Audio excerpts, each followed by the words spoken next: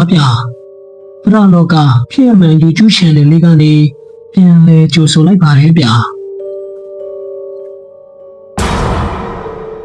သူတို့လှုပ်လို့ရတဲ့ဆေးရုံကရှင်းအောင်အဆောက်အအုံဖြစ်ပြီးလူနာနေပါတဲ့ယောဂကုသမှုဌာနအဟောင်းတစ်ခုကိုညဘက်မှာပိတ်ထားလေးရှိပါတယ်အဲဒီညကလူနာပြုဆရာမလေးမနီလာဟာညဆိုင်ဂျူတီကြပြီးလူနာတွေအားလုံးလည်းအိပ်ပျော်နေပြီမို့ဘဝဝင်ကျင်တစ်ခုလုံးအိမ်စိတ်နေပါတယ်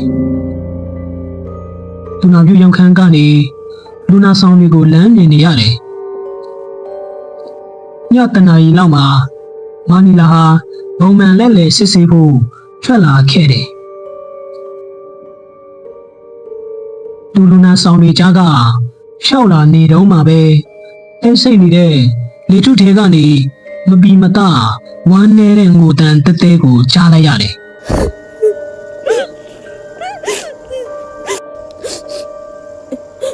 အတန်ကပိတ်ထားတဲ့အခန်းဟောင်းတစ်ခုကနေထွက်ပေါ်လာတာပါမနီလာစိတ်ထဲမှာထူးဆန်းလာတယ်အဲ့ဒီအခန်းကလွန်ခဲ့တဲ့နှစ်ငယ်ကလေးကပိတ်ထားပြီးဘယ်သူမှမတုံးတော့တဲ့ယောဂကုသမှုလူနာဆောင်ဟောင်းဖြစ်ပြီးလောချထားတာကြာနေပါပြီသူမလည်းကြောက်လန့်ပြီးမဲ့တတိမွေးပြီးအခန်းသားကိုတဖြည်းဖြည်းချင်းရှောက်သွားလိုက်တယ်အခန်းတကားကိုနားနဲ့ကပ်ပြီးနားထောင်လိုက်တော့ငိုတန်ဟာပူပြီးကျင်လောင်လာတယ်ငိုနေတာကအမျိုးသမီးတယောက်ရဲ့ငိုတန်ပါမနီလာလည်းတောခလောက်ကိုစစ်ကြည့်လိုက်တော့တေချာပေါက်လောချထားတာကိုတွေးလိုက်ရတယ်ဒါဆိုရင်အခန်းထဲမှာဘယ်သူရှိနေတာလဲသူမလည်းအဲ့ဒီအခန်းသားနဲ့အမြန်ထွက်သွားဖို့စိတ်ကူးလိုက်စင်ပါပဲငိုတန်ဟာရုတ်တရက်ရှက်တန့်သွားခဲ့တယ်ဘဝဝင်ချင်းကလည်းပြန်ပြီးတော့တိတ်ဆိတ်လာခဲ့တယ်အဲဒီနောက်မှာတော့အခန်းထဲကနေတကားကိုအတွင်းဘက်ကနေပြီးတော့လက်တန်းနဲ့အဆက်မပြတ်ချစ်နေတဲ့အတန်ကိုကြားလိုက်ရတယ်ချစ်ဆိုတဲ့အတန်ကအေးဆက်ဆက်နဲ့ကြောင်မက်ဖွယ်ရာကောင်းလွန်းတယ်မနီလာလည်းနှလုံးပြူသွားပြီးအသက်ရှူနှုံးတွေမြန်လာတယ်သူမအော်ချင်ပေမဲ့လေချောင်းထဲကစကားတန်တွေပိတ်နေခဲ့တယ်အဲဒီအချိန်မှာပဲအခန်းတကားကရုတ်တရက်စကလောက်ဆိုတဲ့အတန်နဲ့သူပွင့်ဟလာတယ်တကားအဖွင့်မှာတော့ဘယ်သူမှမရှိပါဘူးဒါပေမဲ့တွေးနဲ့လူဆေးနဲ့လူရောနေတဲ့အနံ့ဆိုတစ်ခုကအခန်းကနေထွက်ပေါ်လာပြီးမနီလာရဲ့မျက်နှာကိုရှိုက်ခိုက်သွားခဲ့တယ်မနီလာအသက်အောင့်ပြီးအခန်းထဲကိုလမ်းကြည့်လိုက်တော့လူနာကရင်တစ်ခုရဲ့ရှေ့ရင်းမှာအဖြူရောင်ဆောင်ကြီးနဲ့အုပ်ထားတဲ့ဘုံတံတစ်ခုကိုဝိုးသွားမြင်လိုက်ရတယ်အဲဒီဘုံတံကတဖြည်းဖြည်းချင်းထောင်မက်လာပြီးတော့သူမဘက်ကိုတဖြည်းဖြည်းချင်းလဲလာနေတယ်အဲဒီအခိုက်အတန့်မှာပဲအခန်းထဲကနေနားခွဲလောက်အောင်ကျင်းလောင်တဲ့အမျိုးသမီးရဲ့အော်တန်ကိုကြားလိုက်ရတယ်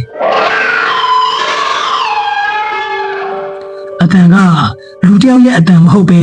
နာကျင်မှုနဲ့ပြင်းနဲ့နေတဲ့အော်တန်ကြီးဖြစ်နေခဲ့တယ်မနီလာတကူလုံးအေးဆက်တောင့်တင်သွားပြီးအော်တန်နဲ့ပြင်းအားကြောင့်အဲ့ဒီနေရာမှာတင်လဲကျသွားခဲ့တယ်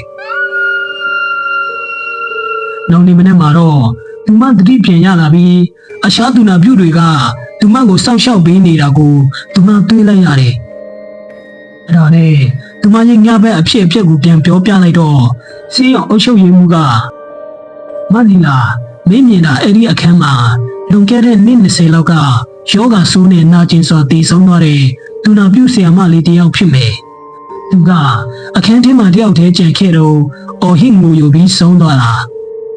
ညဘက်ဆိုရင်သူများတွေကိုသူ့ရဲ့ဝေဒနာကိုလာပြတတ်တယ်လို့ပြောပြခဲ့ပါတယ်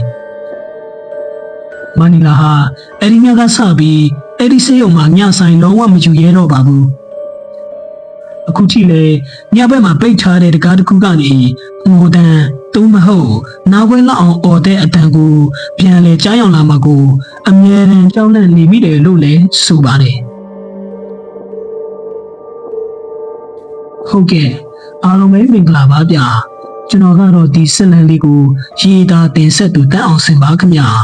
ကျွန်တော်ရဲ့တင်ဆက်ပုံကစိတ်ဝင်စားစရာမကောင်းပေမဲ့အဆုံးထိလိုက်ပါကြည့်ရှုနားဆင်ပေးကြချလို့တယောက်ချင်းစီတိုင်းကိုကျေးဇူးအထူးပဲတင်ရှိပါတယ်ခင်ဗျာတကယ်လို့ဒီဆက်လန်းလေးကိုကြိုက်နေတဲ့ခင်မဲ့ဆိုရင်ကျွန်တော်ရဲ့ channel လေးကိုလည်း like and subscribe လေးနှိပ်ထားပြီးတော့အားပေးသွားဖို့တောင်းဆိုချင်ပါတယ်ခင်ဗျာနောက်ဗီဒီယိုမှာပြန်လည်ဆုံတွေ့ချင်ပါတယ်